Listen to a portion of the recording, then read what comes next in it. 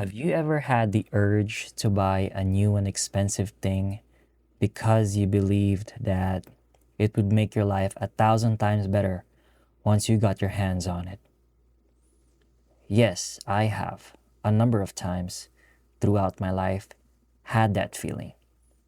And looking back, although some of them did make my life a bit easier, most of them really just subtracted numbers from my bank account. Now that I'm older, I have realized that most of the time, you don't really need that new and shiny thing to make things work better in your life. Let's take a laptop for example.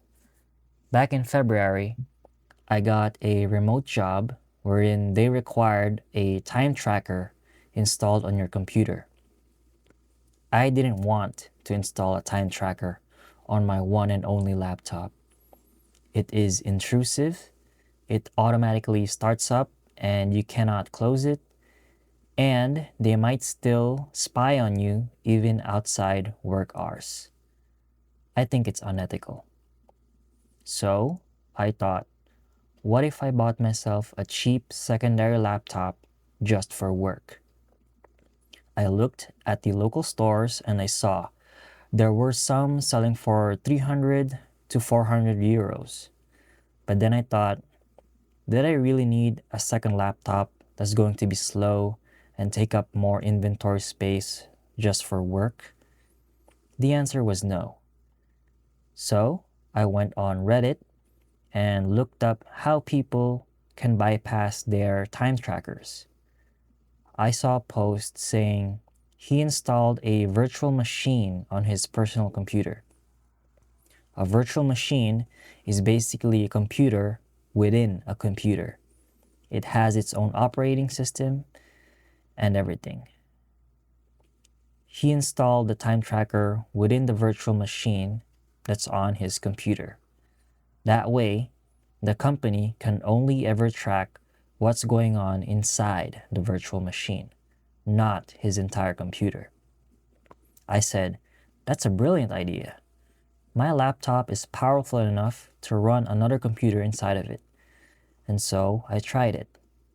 I researched which free virtual machine provider was the most stable. I found a free copy and I have been using it ever since. So that solved the whole time tracker thing without spending a single euro.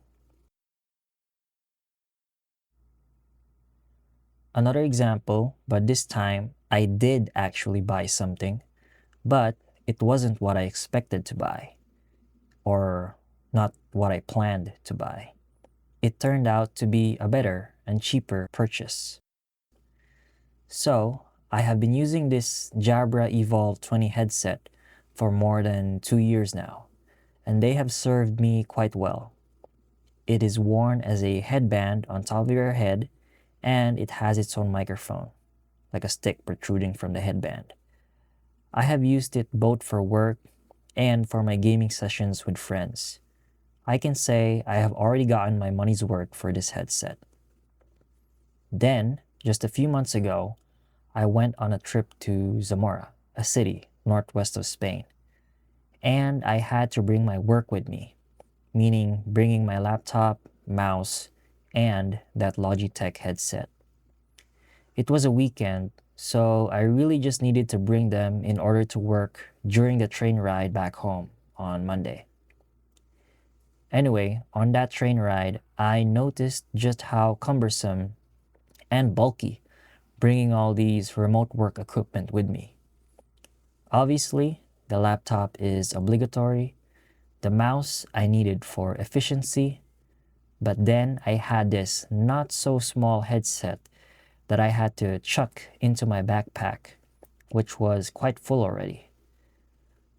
Furthermore, I looked so out of place working on that train ride, wearing a very obvious office headset, as if I got teleported from a corporate office right into my train seat. That made me think, there must be a lighter, less conspicuous audio and voice device that I can bring with me. And so I had to turn that large headset into small earphones.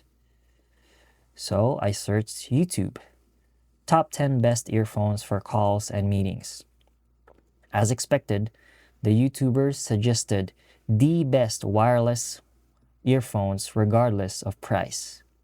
Apple AirPods, Jabra Elite, Samsung Galaxy Buds, and etc.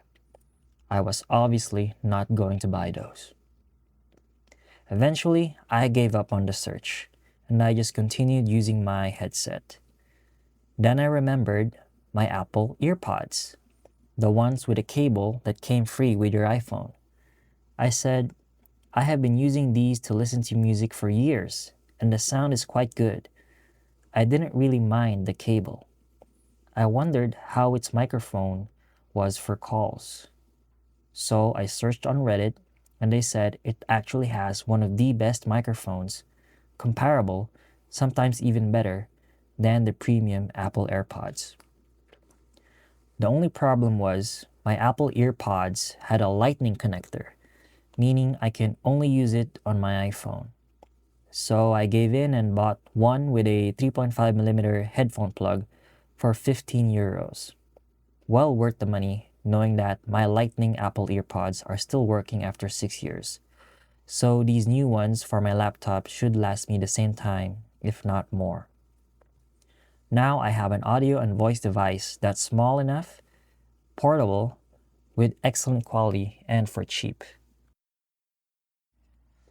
Lastly, the iPhone debate. I have this iPhone 11 that my father gave me for my graduation 6 years ago. I think I was upgrading from an iPhone 7 to an iPhone 11 back then, and it was amazing, and it still is amazing to this day. Now, its battery health had gone down to 69%, and I noticed that I needed a power bank on me for it to last a day. I thought suddenly that maybe it was time for an upgrade. After all, it had already been a good 6 years. Now, when it comes to upgrade, or quote-unquote upgrading, I didn't mean getting the latest iPhone 16. I meant getting something newer but still older than the latest generation, which also means cheaper. And for me, that was the iPhone 13. As usual, I researched on the differences between the iPhone 11 and the 13.